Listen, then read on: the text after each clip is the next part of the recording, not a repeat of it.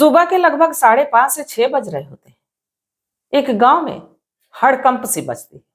उस गांव के लोग जो भी घर से निकल रहा था एक मंदिर के तरफ जा रहा था और देखते ही देखते मंदिर के पास सैकड़ों की भीड़ इकट्ठा हो जाती है और जो मंदिर का पुजारी है उसको एक पेड़ में बांध दिया जाता है।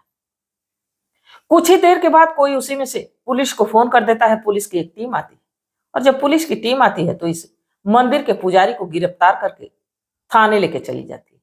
तो आखिर पुजारी ऐसा क्या कर रहा था जिससे कि गांव वाले इतने आक्रोशित थे, उसको पेड़ में बांध रखे थे। कहानी बड़ी रोचक है। इसको सुनने के लिए हमारे साथ वीडियो में अंत तक बने रहिएगा। नमस्कार, मैं सावित्री यादव यस के क्राइम कथा में आप सभी का स्वागत करती हूँ। उम्मीद है यस के क्राइम कथा की सारी फैमिली अच्छी होगी, अपना ख्याल रख रही होगी। आज जिस सच्ची कहानी को लेकर मैं आप लोगों के बीच हाजिर है तो हैरान कर देने वाली, बाकी धर्म से जुड़ी हुई है, तो इसलिए आप लोगों से मेरी ये गुजारिश है कि इसको सुनाने का मेरा उद्देश्य ये नहीं है कि किसी की भावनाओं को ठेस पहुंचाया जाए, किसी को आहत किया जाए, किसी जाति धर्म को बदनाम किया जाए, मात्र इसलिए बस इसलिए कि लोगों को जागरूक किया जाए, लोगों को सचेत किया जाए। तो चलिए ज्यादा बात ना करते हुए आज की कहानी की शुरुआत करते हैं। उससे पहले जितने भी हमारे साथी हैं, जितने भी हमारे दोस्त मित्र हैं, रोज की तरह आप लोगों से वही गुजारिश कि आप वीडियो को लाइक जरूर कर दिया करिए। लाइक करने में ज्यादा वक्त नहीं लगता है और आपके लाइक से हमारा हौसला बढ़ता है और हमारी यही कोशिश रहती है कि हर रोज आप लोगों के बीच नई से नई इंटरेस्टिंग कहानी लेके आऊं। तो चलिए कहानी की शुरुआत करते हैं। मैं बात कर रही हूँ उत्तर प्रदेश का एक जिला लगता है हापुड़, इसी का एक छोटा सा गांव ओशा। यही के रहने वाले रमेश की पत्नी जिसका नाम शिवानी होता है। रमेश एक इलेक्ट्रीशियन होता है। रमेश के परिवार में रमेश की पत्नी के अलावा रमेश की एक बूढ़ी मां होती है। रमेश की पत्नी शिवानी देखने में बेहद हसीन और बेहद खूबसूरत। उसके शरीर को देख के हर कोई ये सोचता है कि काश की रमेश की तरह हमारी किस्मत होती, कि रमेश की पत्नी की तरह हमारी पत्नी होती। शिवानी बिल्कुल गोरी चिट्टी दोहरी बदन की, और जब भी किसी की नजर शिवानी पे पड़ती तो एक नजर देखता ही रह जाता। वक्त गुजर रहा था और रमेश भी अपनी किस्मत पे नाज करता था कि हमारी पत्नी शिवानी जैसी है, और शिवानी को हर खुशी देने की कोशिश करता था, वो सारी सुविधाएं देने की कोशिश करता था जिससे कि शिवानी खुश रहे। परिवार बिल्कुल अच्छा चल रहा था, सब कुछ अच्छा चल रहा था। इनकी शादी को लगभग 6 साल हो जाते हैं। बाकी अभी इनकी कोई संतान नहीं थी, कोई बच्चे नहीं थे। एक दिन रमेश इलेक्ट्रिक का काम करने के लिए एक पड़ोस के गांव में जाता है। काम कर ही रहा होता है, तब तक अचानक से उसके जो कि हाथ से कुछ ऐसा छूट जाता है जिससे कि उसको करंट लगता है, और जब करंट लगता है तो जमीन पे गिर पड़ता है। जो वहां के लोग होते हैं रमेश को लेके नजदीकी हॉस्पिटल पहुंचते हैं। रमेश की जान तो बच जाती है, बाकी अब रमेश का हाथ पैर शून्य सा हो जाता है, बिल्कुल काम नहीं करता। 5-6 दिनों के बाद डिस्चार्ज होके घर आता है।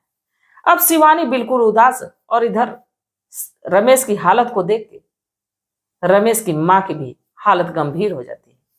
अब दोनों ये जो औरतें बड़ी परेशान हो जाती है। इधर शिवानी अब रमेश की बड़ी मेहनत से लगन से उसकी सेवा करने लगती है। बाकी कहते हैं कि आजकल के समय में बिना रुपए पैसे के कुछ ठीक चलता नहीं।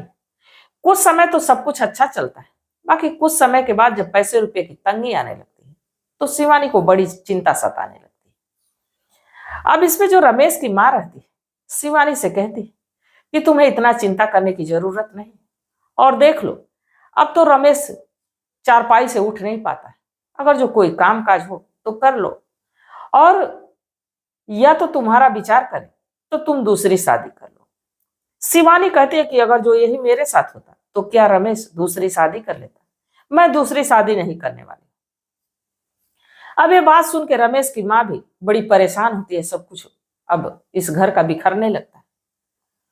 बाकी रमेश की मां शिवानी से कहती है कि तुम भगवान पे भरोसा करो, और जब मुसीबत आती तो इंसान ऊपर वाले पे ही भरोसा करता है। अब शिवानी वहीं पास में गांव में एक मंदिर रहता है जहां की सुबह सुबह उठती और नहाती धोती और उस मंदिर पे पूजा करने जाती। वो भगवान से दुआ मांगने जाती कि उसका पति पूरी तरह से स्वस्थ हो जाए, ठीक हो जाए। वक्त गुजरते रहता है और जो शिवानी थी उसकी श्रद्धा भगवान में लगती जाती है, वक्त गुजरने लगता है।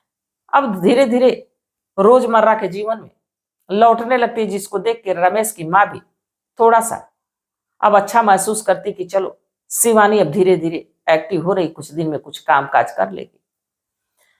अब वक्त गुजरता है, बाकी जैसे कुछ वक्त गुजरता है, जो शिवानी सुबह के लगभग 4 बजे उठ जाती, नहा धो के और मंदिर जब पूजा करने जाती, तो जब तक वो पूजा करने जाती, जब तक गांव वाले उठ के अपने सारे क्रियाक्रम करते, तब तक शिवानी घर वापस आ जाती। अब ये सिलसिला लगातार चलते रहता है। एक दिन जो कि 4 सितंबर 2024 को सुबह के लगभग 4 बज रहे थे, शिवानी उठती है, नहाती धोती है, कुछ सामग्री पूजा करने की लेती है और इसके बाद मंदिर पहुंचती। जब मंदिर पहुंचती है तो देखती है कि वहां एक जो कि व्यक्ति स्नान कर रहा है।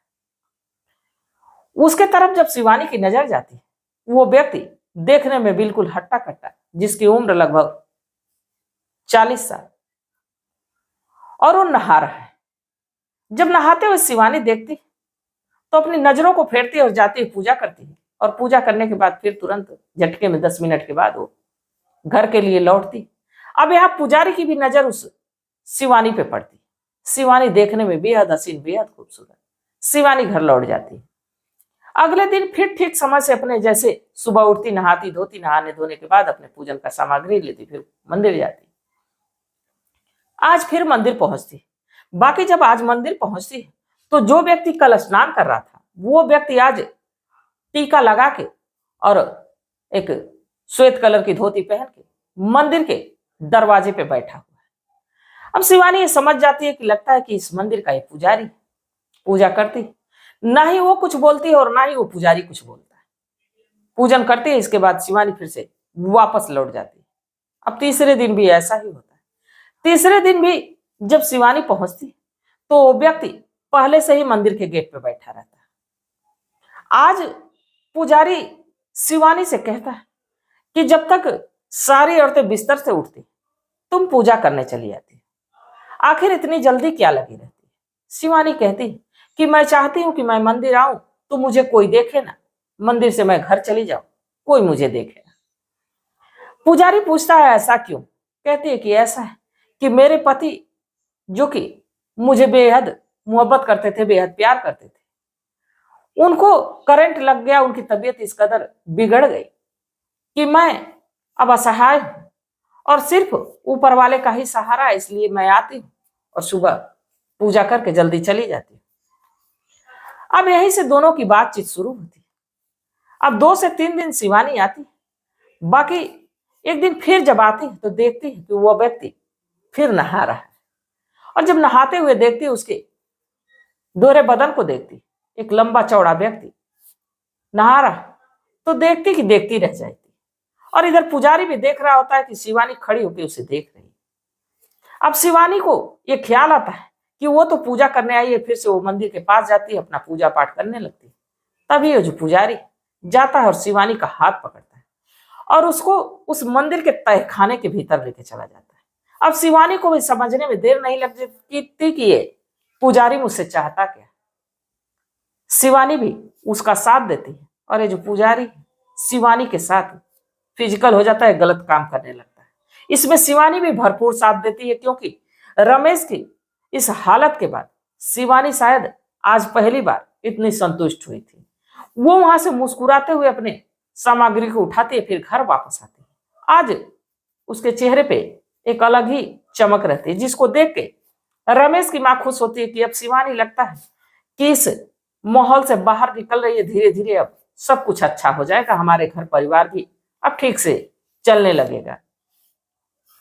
अब समय गुजरता है और जो शिवानी है अब रोज सुबह उठती और उसे जल्दी रहती कि कब नहा के वो मंदिर पहुंचे। और जैसे ही मंदिर पहुंचती, पूजा करने के बजाय वो पुजारी उसका हाथ पकड़ता और उस तहखाने में लेके चला जाता और इसी शिवानी के साथ संबंध बनाता है। ये सिलसिला लगातार चलते रहता है, वक्त गुजरते रहता है।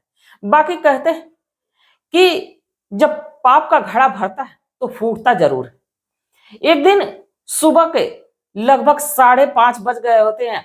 आज शिवानी की देर से नींद खुलती, जल्दी जल्दी से नहाती, पूजा की सारे सामान को लेती, मंदिर पहुंचती।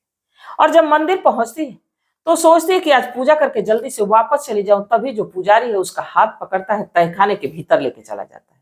शिवानी कहती है कि आज नहीं, आज बहुत देर हो चुकी है और मंदिर पे कोई ना कोई जरूर आ जाएगा।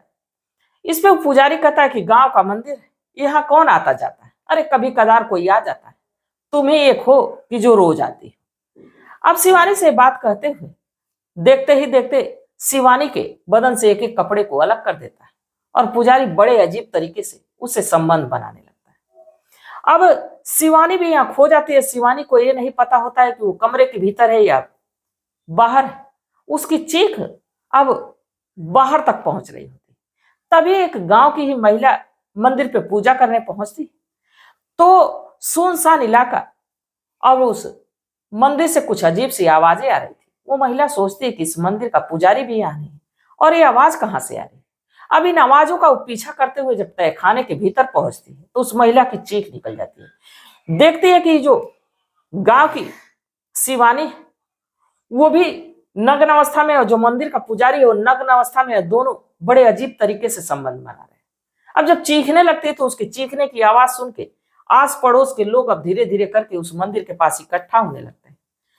अब जैसे ही लोगों से महिला बताती है कि ऐसा हो रहा था, अब ये लोग पुजारी को पकड़ते हैं और एक पेड़ से बांध देते हैं। गांव के लोग आक्रोशित होते हैं, शिवानी को तो मारते हैं, साथ में पुजारी की बेहद धुनाई करते हैं उसको पेड़ से बांध के। तभी इसी में से कोई गांव का ही व्यक्ति पुलिस को फोन कर देता है। पुलिस की एक टीम आती, इस सारी बातों की जानकारी लेती। इसके बाद इस जो है कि व्यक्ति पुजारी जिसका नाम मनु रहता है, मनु को गिरफ्तार करती है। और जब मनु के बारे में पुलिस पता करती है तो पता चलता है कि दरअसल ये जो मनु है जिसकी उम्र 40 साल है, ये कोई मनु नहीं है बल्कि ये साहिल है। और ये जेल से एक भागा हुआ जो है कि कैदी है।